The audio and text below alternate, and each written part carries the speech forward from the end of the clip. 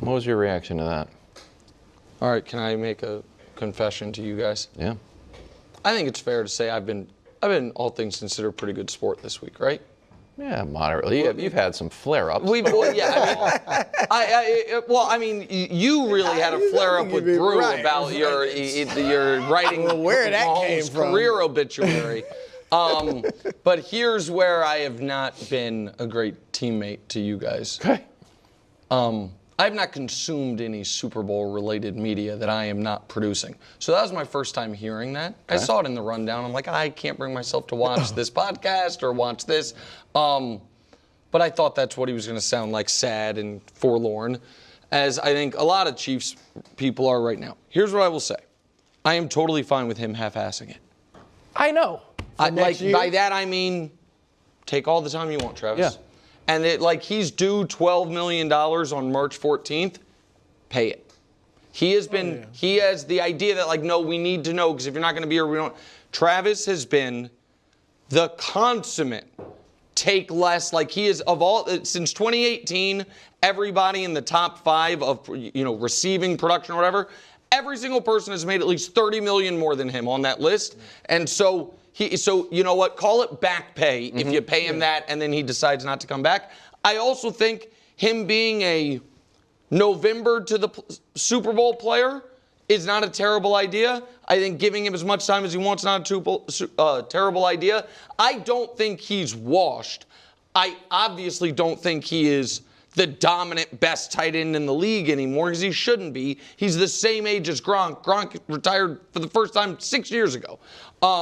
So, no, I don't think he should retire. I think he should do whatever the hell he wants. And if that means he figures it out in August, I think we can make it work. That's how I feel about it. Well, when you look at his offseason, or look at over the last 3 years, so he talks about having the shortened season. So they played a month longer than the teams that didn't make the playoffs.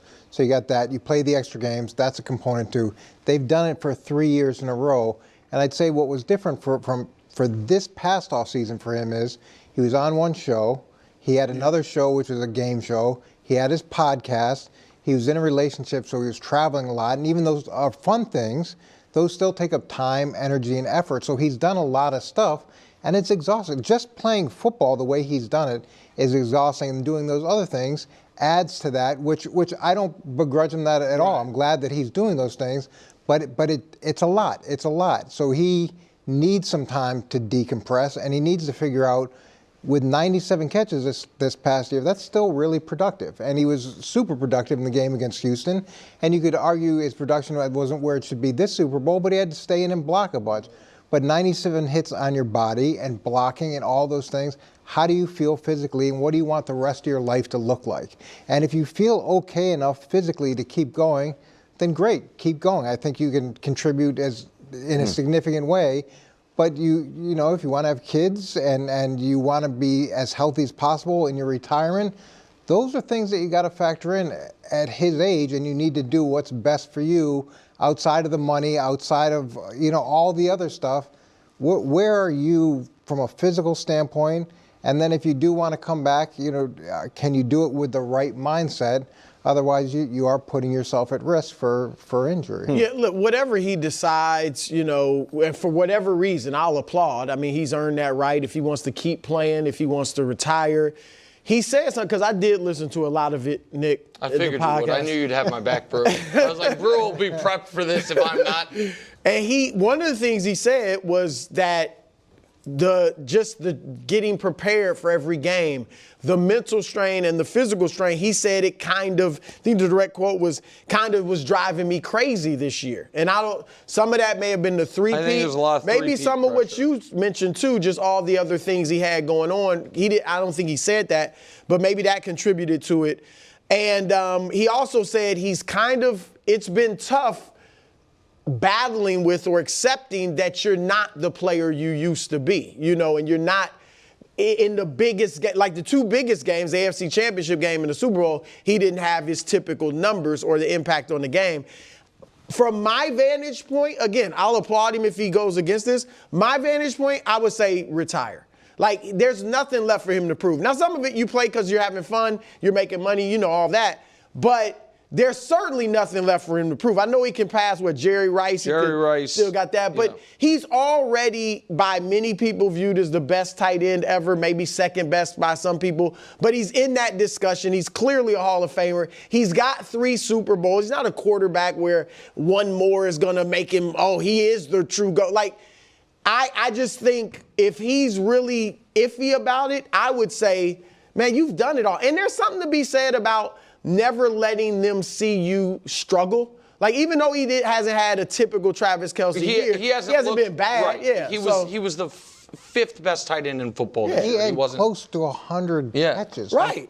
Yeah. That's pretty incredible. It's almost leaving on top. I mean, they didn't win the Super Bowl, but, you're leaving as still a very good player. And he was a force in that first playoff game. And when you look at this last game, the amount of times he had to stay in and chip and help and chip, like he didn't get the typical opportunities that you'd get if they could have held up at all in protection.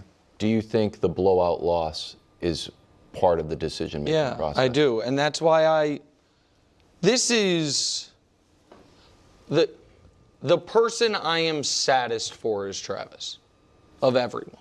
I think I might be more concerned about Andy Reid's legacy than Andy is. I think Andy's pretty, by that I mean, by that. Of all the people in the world to be sad for, Travis. No. What I mean is, Coach. I'm not talking about of everyone in the world. I'm talking about of the main characters of the Chiefs. Yeah. I don't think Andy is thinking about, the like him versus Belichick, pros cons board. And Patrick, I believe, is going to have a very fruitful next decade, even though Wilds hasn't done. And so I think Travis had a script in his head. Yes. We're going to win this Super Bowl, and I'm going to be done. Yeah. I think so, too. And now I want to make it clear because people know that Travis and I have something of a relationship. There's no inside information on this. I have not talked to Travis Kelce since shortly after the last parade. Okay, so I have no insight on this one. I just feel like now he feels like, man, the last football game I ever play is going to be the saddest moment of my career. That's what I'm wondering. But that is, by the way, what happened to his brother. Yeah. Kelce, but it wasn't a blowout. It was a different type of sadness or whatever. But the last football game Jason ever played was. Well, he's still kind of carrying some. He's not, from his long post, he's not totally. I've seen guys